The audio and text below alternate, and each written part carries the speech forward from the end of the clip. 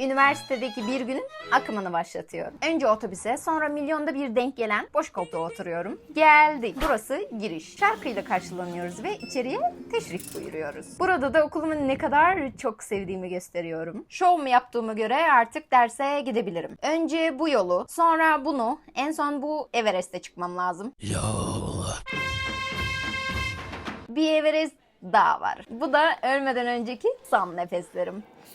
Evet, bu bölümün yüksek lisansında okuyorum. İlk ders bilimsel araştırma yöntemleri. Bu da ben, tabii ki de yine çok konuşurken. Sonra ufak bir çay molası. Yüksek lisans ve doktora öğrencileri için çay burada bedava.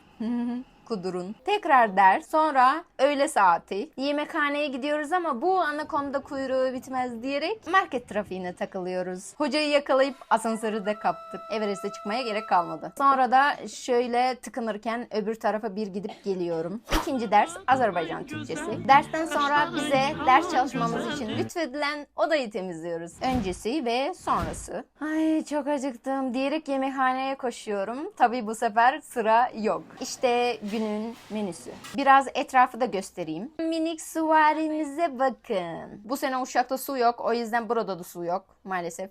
Susuzluktan kuruduk.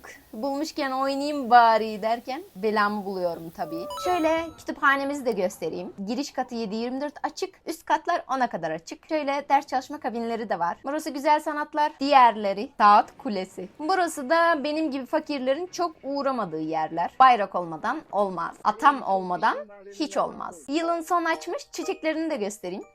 İnsan kalıntısı. Çöp kutusunun icadından habersiz kalmış çöpçü. Günün en alengirli kısmı. Maalesef burası kurtlar sofrası. O yüzden siz de otobüse binmek için bir kurt olmanız gerekiyor. Yoksa kalırsınız. Bu kadardı. Bye.